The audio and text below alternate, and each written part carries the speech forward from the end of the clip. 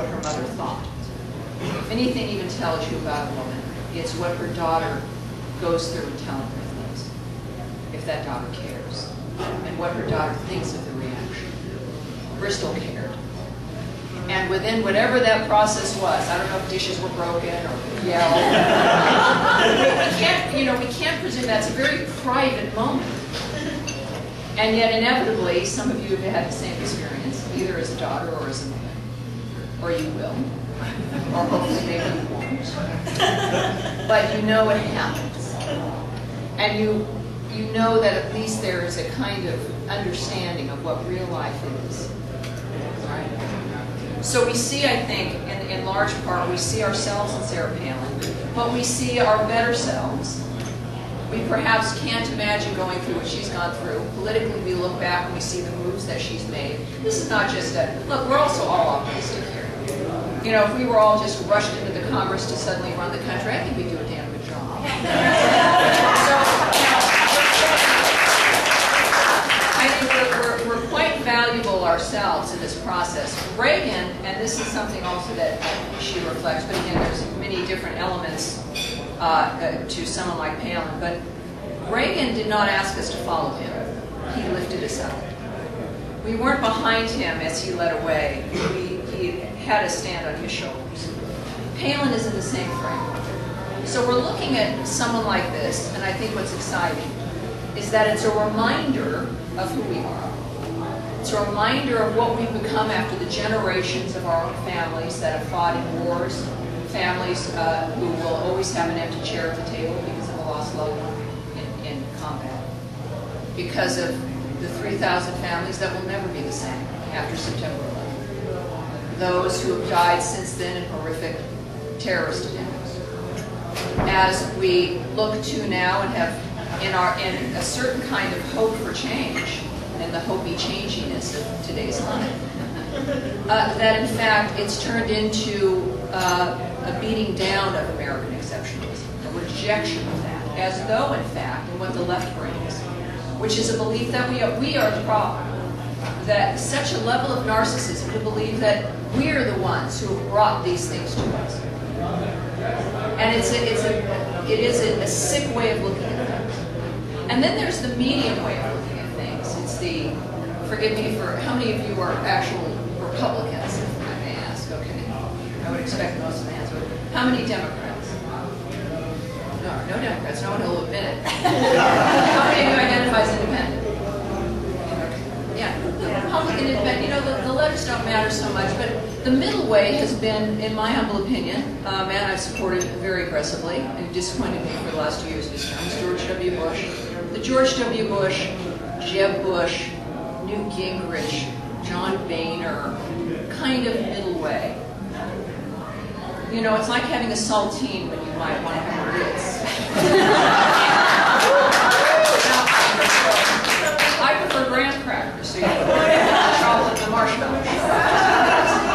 But when you have that kind of horrible leftism that decries American exceptionalism and wants to kill it, then you have this middle group of men who lift their fingers and put the finger up in the air, and Clinton goes in this group as well, who pretend to be something they're not in order to convince you to vote for them, who don't seem to be capable of standing up for American exceptionalism, who seem uncomfortable or out of their skin, realizing the extraordinary greatness. Look, there's no reason to be humble. We're the best country on earth. We've earned this. Yeah? It's important to recognize this. It's not about arrogance. It's about a fact of the damn matter. All right? So when you can, without worrying about the nature of who you don't want to offend or do, or whether or not America's great and what we stand for, there are simple facts involved. And the Republican establishment tends to not recognize those facts these days, and they haven't. And when Jeb Bush, in the name of that McCain-Bush framework of the Republican establishment, says, at this event last year where all of the Republicans were coming together to have this new vision, of course, where Sarah Palin was not invited, the boys sat around and Jeb Bush said on tape, yeah, we've got to get over this Reagan thing. He's gone. We've got to move on from it. Oh, they'd love you to move on from it. Because with Reagan, we remember standards. We have expectations. We know what Reagan did for the military after Carter, and we know what President Palin will do for the military after Barack Obama.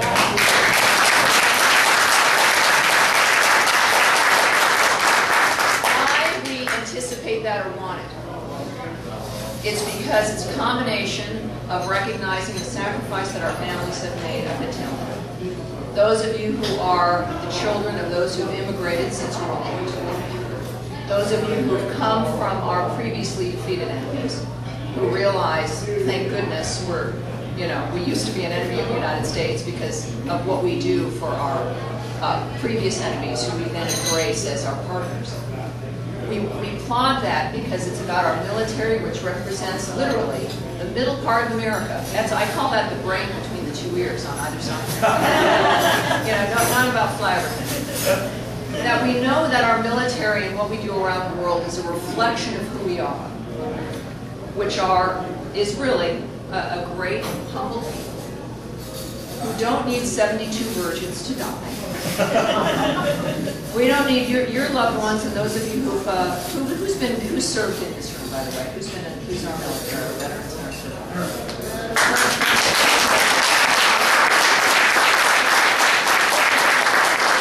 Where do you serve? So what's your branch? Army infantry.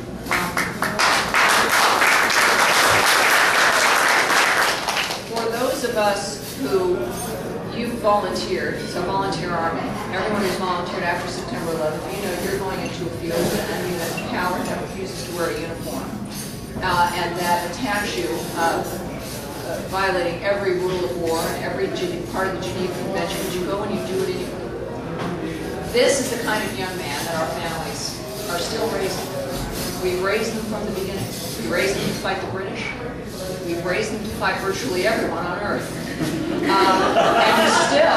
And because everyone on Earth is still jealous and still is crazy a little bit, and we're still willing to go out there and do it. And we still make their lives better. We go and we defeat that enemy and we make their lives better. We are the only nation on Earth that has defeated enemies and has released them and approved their laws. We're the only nation on Earth that has not taken ground based on imperialism because we wanted to. That is something to be proud of and to feel great about.